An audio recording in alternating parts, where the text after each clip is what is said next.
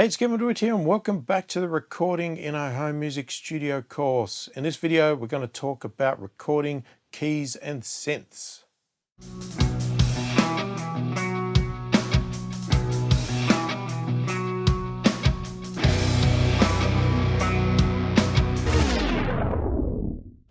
All right, so recording keys. This one here, we're not talking about virtual instruments. We are talking about a physical hardware unit that is, it's not a piano, it's a keyboard or a synth, something like that, that has the sounds inside it and is generating the audio itself.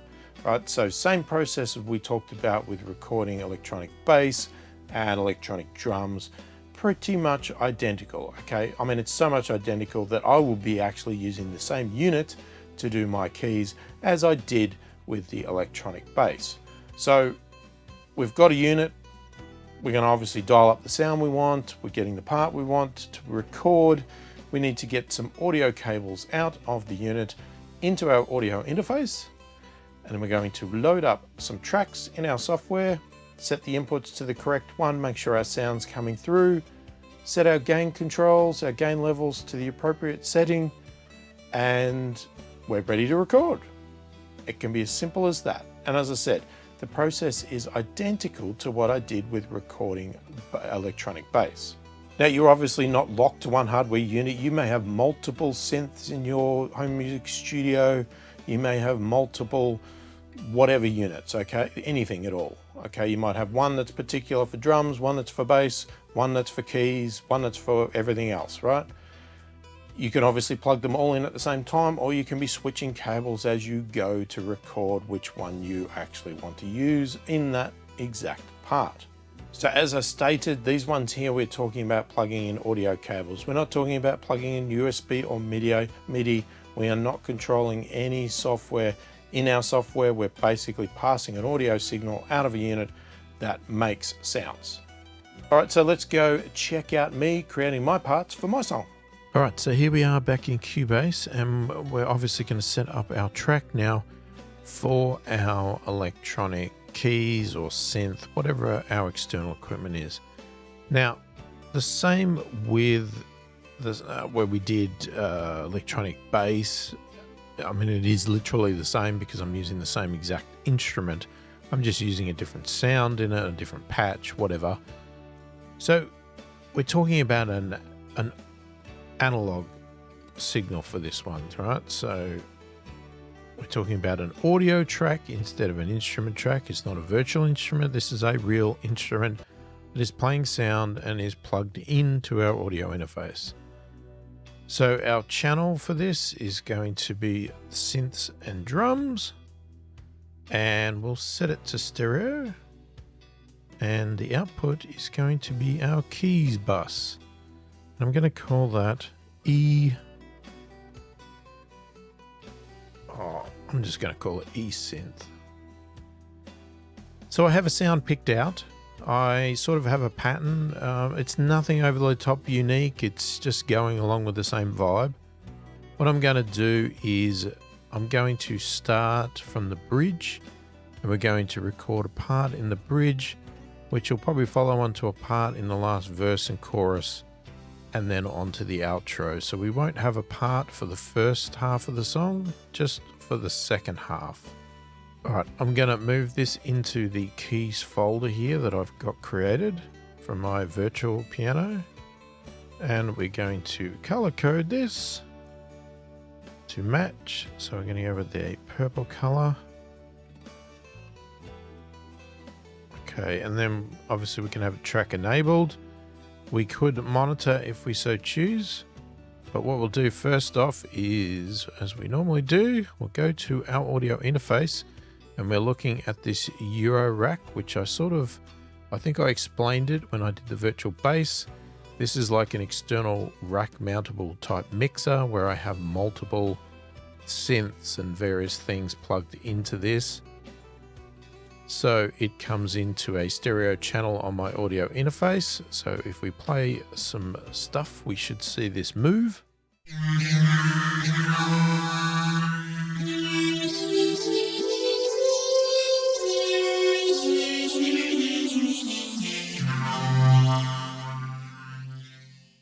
Okay, so we know it's coming in on our audio interface. The level is fine. I'm happy with that.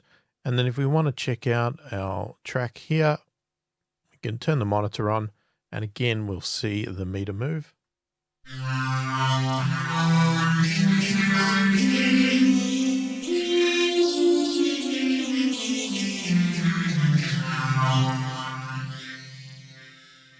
All right, but I don't want to have the monitor on because I don't want to hear the sound coming from my recording software. I just want to hear the sound coming from my audio interface because that is pretty much latency free, whereas from the software, it's going to have some latency, a bit of a delay in it, and I don't want to hear that, to be honest. So we're going to obviously just record it. So we've got record enable. We are ready to go. We know our part. We've got our metronome on, and we're going to start recording. Okay, let's start the recording process, and hopefully we'll get a good take.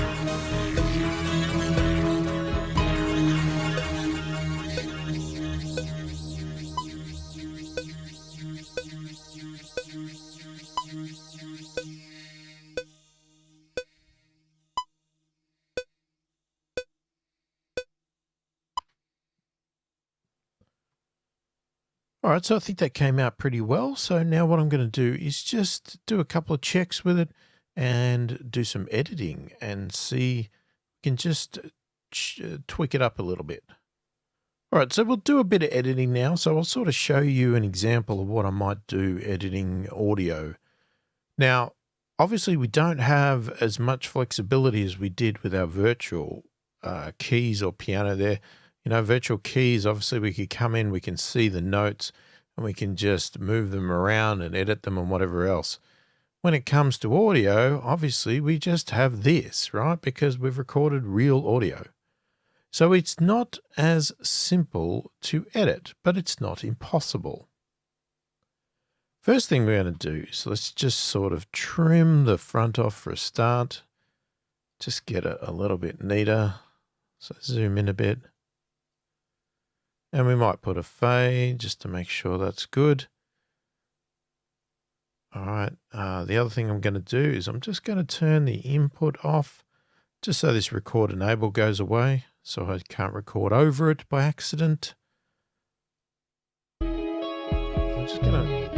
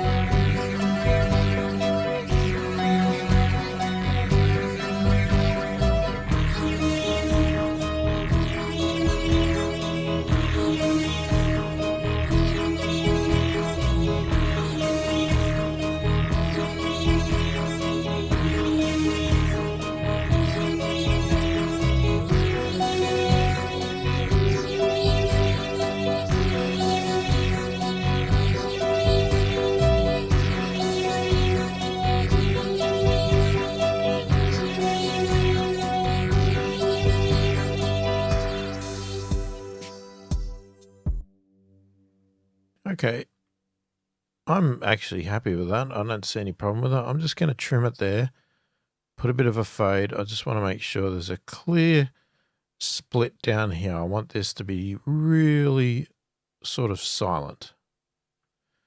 Right, so we know that part's good. So I'm happy with that. I'm not going to touch it. I'm not going to change it. You know, the volume of it could come up a little bit, you know, but that's entirely... You know, we could boost the volume a bit if we thought it was a bit low. But I'll just put it back because I'm not too worried at the moment. We worry about that stuff when we get to mixing. So let's check out the next part. And we'll see, because I know I made a mistake somewhere. I definitely made one mistake somewhere.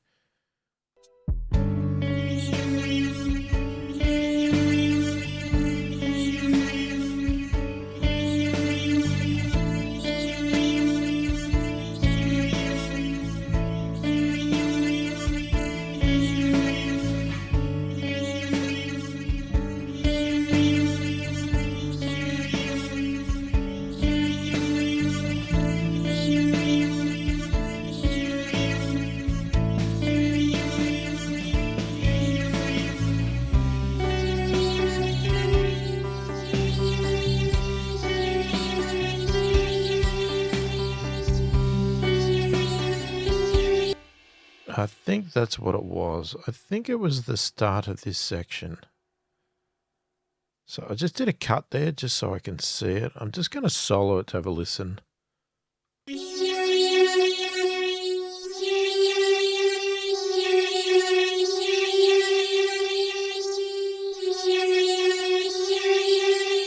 Yeah, see, I sort of came in with that note wrong.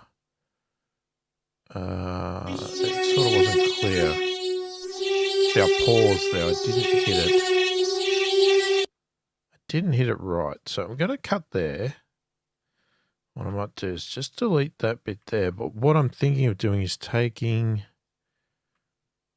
let's say, this bit here. Actually, I won't cut it. I will actually just select it. So I'm just going to copy that. And we'll just take our cursor back here. I'm going to paste it. Now we need to sort of place it and blend it, okay? Because that's the tricky part here, is with audio we need to blend. Now, that sounds a bit late.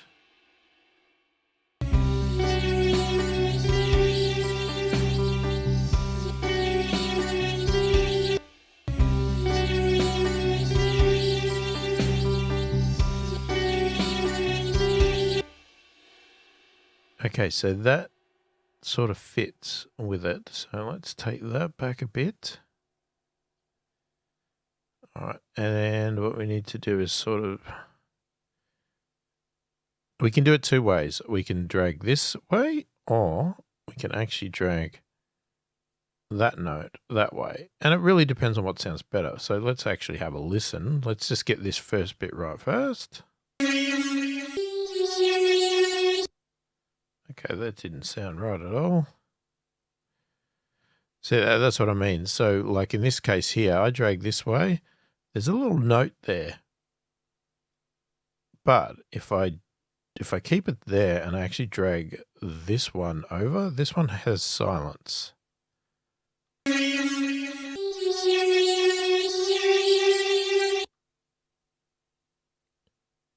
Now, it's not 100% clear because this was not sort of the start of the pattern. It was like part way through, so it's got a little bit of bleed there.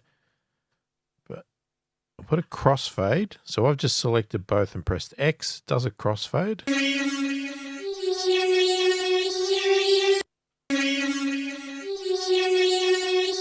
Just make sure nothing clicks or pops when we hit that.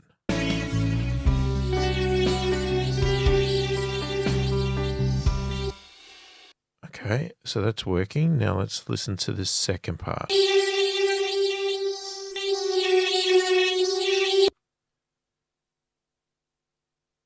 So if we go this way,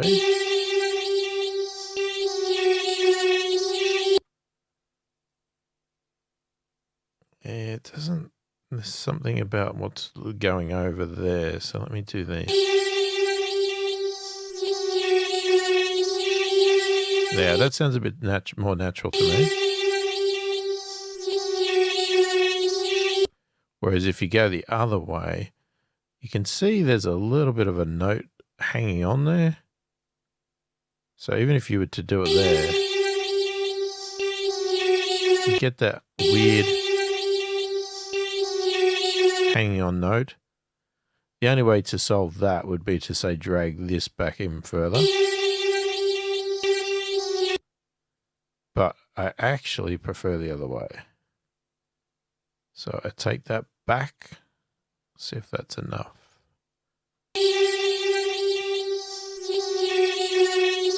Yep, okay. So now if I select this, and I go X, we do a crossfade. You can obviously manually do these fades if you want, but, you know, all the time it just works. Okay, so that is good. Let's take the solo off. Let's just go back a bit and make sure we listen to that part again.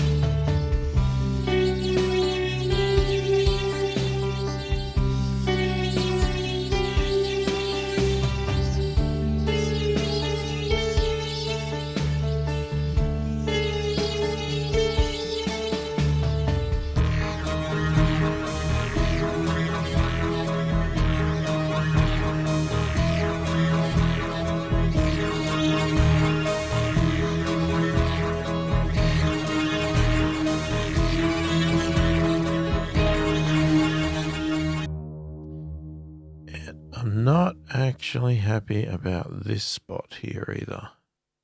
It's like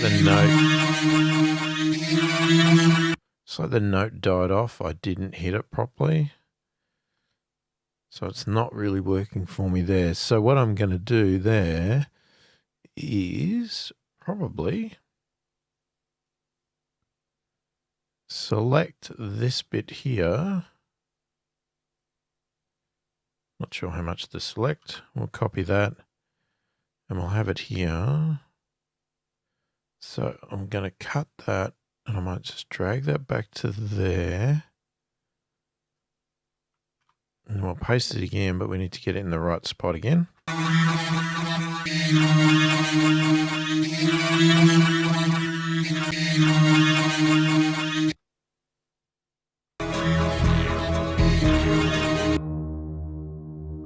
Sounds like it's too early.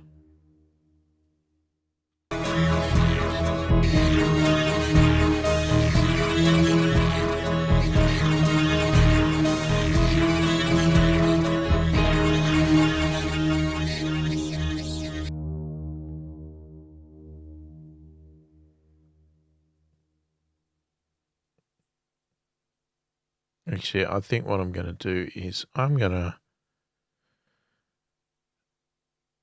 re-record that bit there because I'm not really happy with it. I'm going to do this bridge section again. I'm just going to delete these parts and I'm going to record them again. So we'll just go back a little bit there. So we need to set our input again because I was not expecting to do that. But we will record enable and we will go and record that bit again.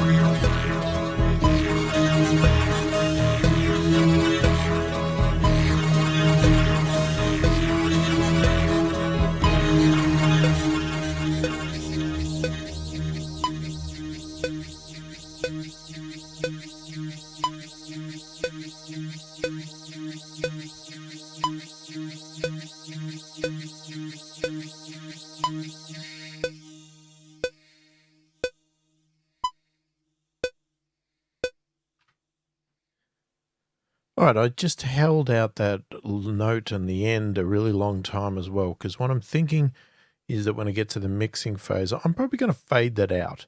So I don't want an abrupt drop off there. I just can imagine hearing that going over and being faded out.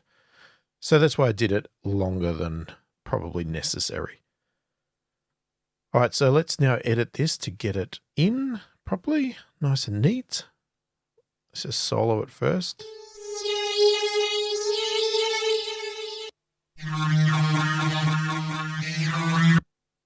Okay.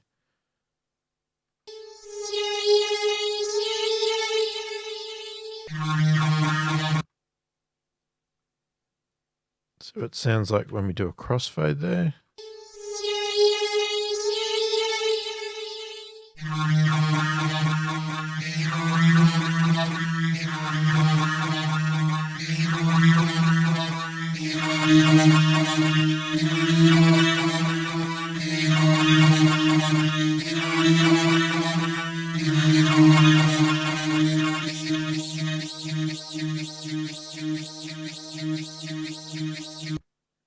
Now we might even do the fade ourselves now. So I'm happy with that. I'm going to take that off. We're just going to check it again in the song.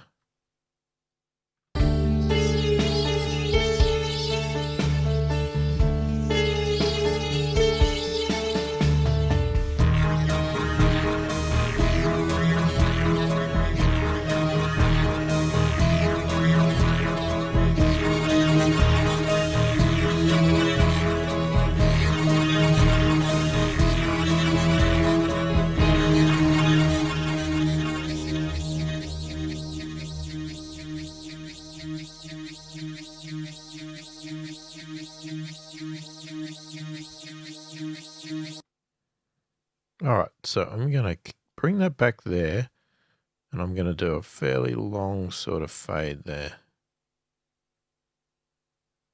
See how that comes out.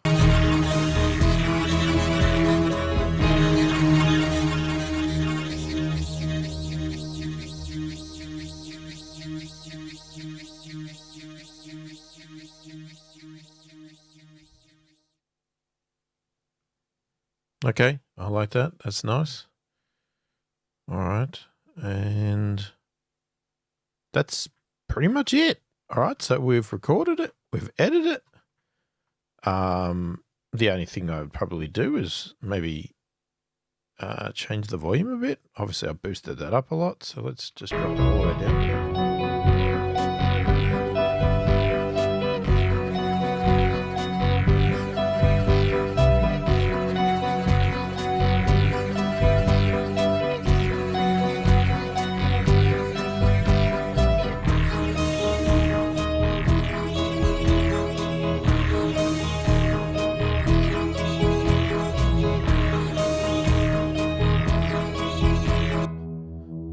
happy to leave it there for now. Obviously, when we get to mixing, that's where things are going to start to really come into play on where the volumes are, etc. All right, so now that we've got all that recorded, our electronic synth here, let's do a bit of a playthrough, but we'll do it from the bridge, just so we don't have to play the whole song, just so we can see where we are up to with our song and how it is progressing. So we'll start about here and listen to the end.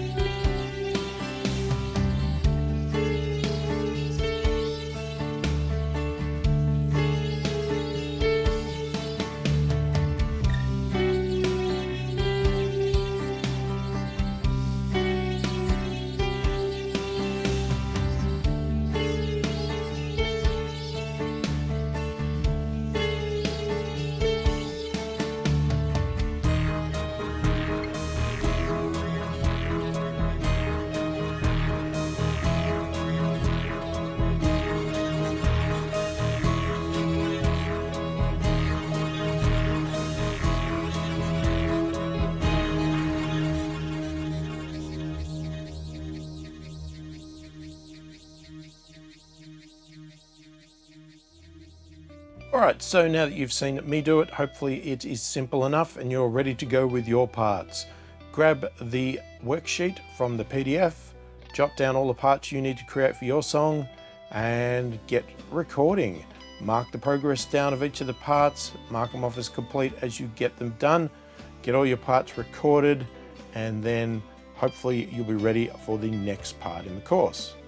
If you do have any questions about this part of the course or this video, please put them in the comments. Happy to answer any questions I can. Hopefully this video has been helpful. Thank you for watching, and I'll catch you in the next one.